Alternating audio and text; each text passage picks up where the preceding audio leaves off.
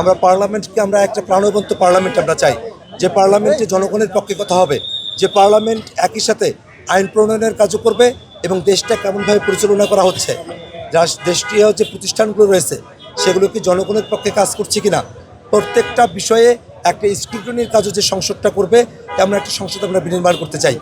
আমরা ব্যক্তিগত রেষারেষি, হানাহানি, মারামারির যে রাজনীতি, সেখান থেকে উতরে গিয়ে পলিসি ডায়ালগের মধ্য দিয়ে নতুন এক বাংলাদেশের রাজনীতি আমরা দাঁড় করাতে চাই। আমরা জুলাই সনদের মধ্য দিয়ে যে নতুন একটা বাংলাদেশের স্বপ্ন আমরা দেখেছি, সেই জুলাই সনদকে যেন পরিপূর্ণভাবে বাস্তবায়ন করা হয়, সেটাই আমাদের সরকারি দলের কাছে দাবি থাকবে। এবং আমরা বিরোধী দল হিসেবে যারা আমরা এই সংসদে আমরা আমাদের দায়িত্বভার আমরা গ্রহণ করেছি, আমরাও নতুন করে এই বাংলাদেশটাকে সামনের দিকে এগিয়ে নিয়ে যেতে আমাদের তরফ থেকে আমরা আমাদের সর্বোচ্চ ভূমিকাটা আমরা রাখতে চাই।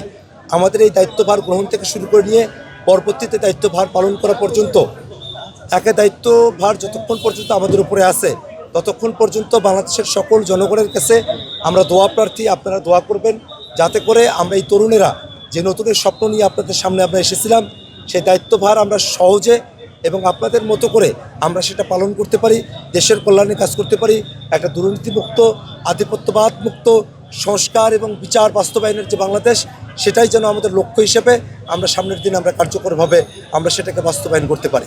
এখন ঘরেই হবে বিয়ে বাড়ির পোলাও, যদি থাকে আকিজ এসেনশিয়াল সুগন্ধি চিনি গুঁড়া চাল। বিএনপি জোট আসলে নির্বাচনের অনেক আগে থেকেই তারা সংস্কারের ব্যাপারে তাদের অবস্থানই দোদুল্যমান অবস্থান।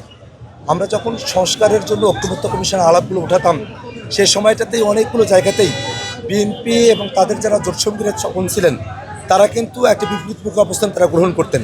আমরা দেখলাম যে বাংলাদেশের সকল জনগণ যখন গণভোটে হ্যাঁয়ের পক্ষে ক্যাম্পেইন করছে, তারা তখন নায়ের পক্ষে ক্যাম্পেইন করলেন। ছাত্রদলের অফিসিয়াল পেজে তারা নায়ের পক্ষে ক্যাম্পেইন করেছে, তাদের বুদ্ধিজীবীরা নায়ের পক্ষে ক্যাম্পেইন করেছে। কিন্তু শেষমেশ জনচাপে পড়ে জনাব তারেক রহমান রংপুরে গিয়ে হ্যাঁয়ের পক্ষে তিনি কিন্তু কথা বলতে বাধ্য হয়েছেন।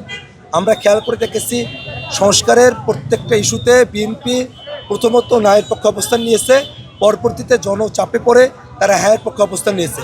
আজকের দিনেও আমরা খেয়াল করে দেখলাম যেখানে দুইটা শপথ গ্রহণ করার কথা, আমাদের যে জুলাই সনদ বাস্তবায়নের যে আদেশ, সে আদেশের মধ্যে স্পষ্টত বলা আছে যে দুইটা বিষয়ই শপথ গ্রহণ করার কথা, এবং একই ব্যক্তি যিনি সংসদ সদস্য হিসেবে শপথ পড়াবেন তিনিই আসলে সংবিধান সংস্কার পরিষদের শপথও তিনি পড়াবেন। এই বিষয়গুলোর ক্লারিটি আছে।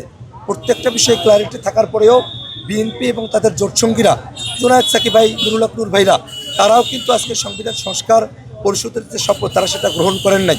এই যে তাদের এটা গ্রহণ না করা, তারই প্রতিবাদ স্বরূপ আমরা কিন্তু আজকে মন্ত্রিসভার যে শপথ এখন অনুষ্ঠিত হতে যাচ্ছে, সেখানে কিন্তু আমরা দাওয়াত পাওয়া সত্ত্বেও আমরা সেখানে অংশগ্রহণ করছি না।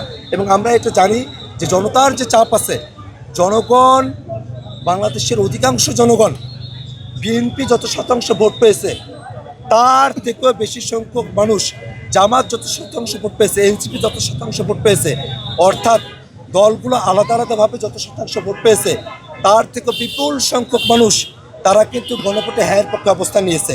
এই জনগণের হ্যাঁয়ের পক্ষে অবস্থান নেওয়ার বিপক্ষেই আজকে বিএনপি অবস্থান গ্রহণ করেছে। এবং আমরা জানি যে দিন শেষে বিএনপিও এই সংবিধান সংস্কার পরিষদের শপথ গ্রহণ করতে তারা বাধ্য থাকবে। আমরা জনগণকে সাথে নিয়ে আমরা আমাদের অবস্থান আমরা পুনর্ব্যক্ত করছি। আমরা চাইব যে তারা মন্ত্রিসভার দায়িত্ব গ্রহণ করুক এবং সংসদের দায়িত্ব গ্রহণ করার আগেই, অফিসিয়ালি দায়িত্ব গ্রহণ করার আগেই সংবিধান সংস্কার পরিষদের সদস্য হিসাবে তারা তাদের দায়িত্ব গ্রহণ করবেন এবং বাংলাদেশ রাষ্ট্রটি এই সংস্কারের যে ডামাডোল, সংস্কারের যে প্রশ্নগুলো, সেটা সুরাহা করে বাংলাদেশের পলিসি নির্ভর যে রাজনীতি, তার দিকে আমরা অগ্রসর হব। এটাই বিএনপি সরকারের প্রতি আমাদের প্রত্যাশা।